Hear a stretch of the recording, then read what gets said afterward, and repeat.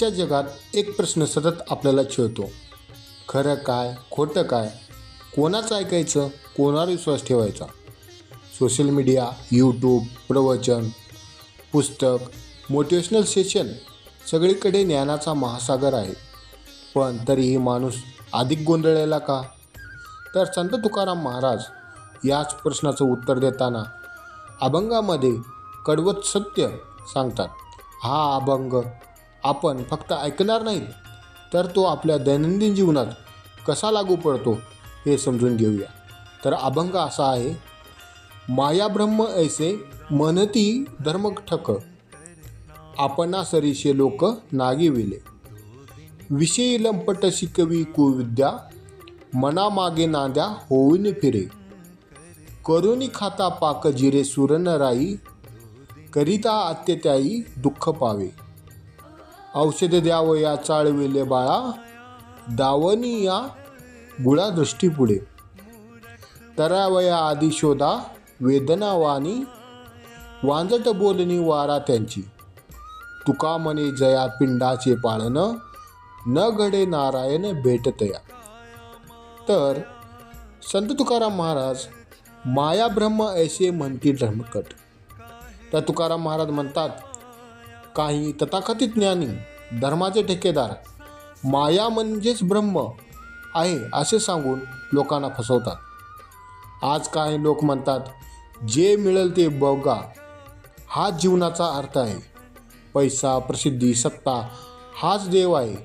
हे ऐकायला आपल्याला बरं वाटतं, पण हळूहळू माणूस स्वतःच्या आत्म्यालाच नागवतो. तर अनेक जण म्हणतात, जग बदललंय, मूल्याचा काय उपयोग. पण संत तुकाराम महाराज सांगतात की मूल्यांशिवाय जगणं म्हणजे आत्महत्या आहे. तर विषयी लंपट शिकवी कुविद्या. तर जो विषयामध्ये सक्त असतो तो दुसऱ्यांनाही चुकीचे ज्ञान देतो. एखादा माणूस स्वतः बेईमान असतो, पण तोच तुम्हाला सांगतो, सगळे तसेच करतात, तू का मागे राहतोस. ऑफिसमध्ये, व्यवसायात, राजकारणात हा विचार आपल्याला रोज भेटतो. तर तुकाराम महाराज म्हणतात, असा माणूस तुमच्या मागे राहून तुमचे अंतःकरणच बिघडवतो. तर करुणी खावा पाक जिरे सुरन राई.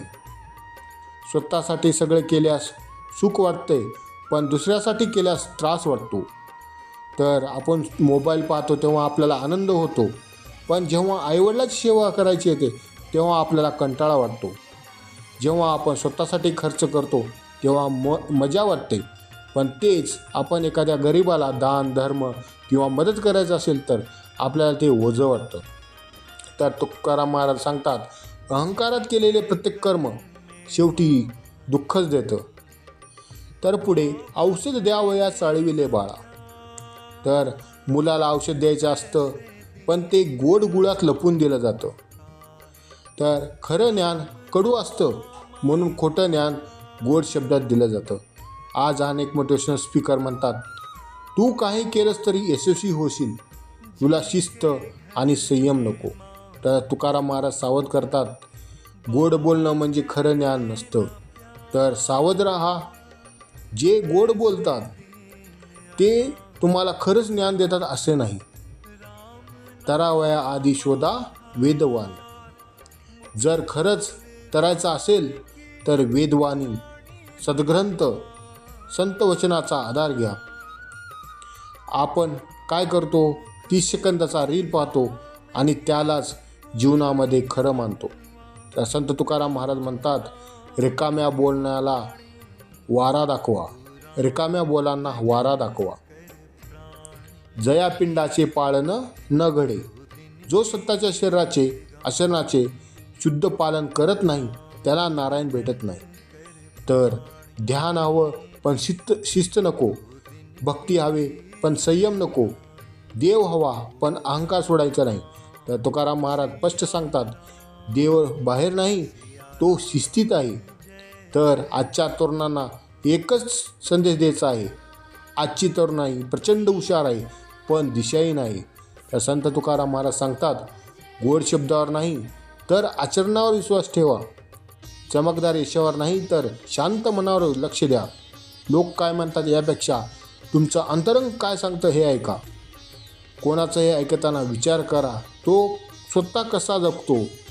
गोड बोलणाऱ्यापेक्षा कठोर पण सत्य सांगणाऱ्यावर विश्वास ठेवा. दररोज 5 मिनटं तरी संत वचन वाचा. स्वतःच्या वागण्यावर शिस्त ठेवा. हाच खरा धर्म आहे. तुकाराम महाराज आपल्याला घाबरवत नाहीत, ते आपल्याला जागं करतात. आज जर आपण थांबलो नाही तर गोड बोलणारे आपलं आयुष्य चालवतील, पण जर आपण संत वचन धरलं तर आयुष्य स्वतःच्या हातात येईल. तर शेवटचा संदेश असाच आहे की माया ब्रह्म नाही, शुद्ध आचरणच ब्रह्म आहे.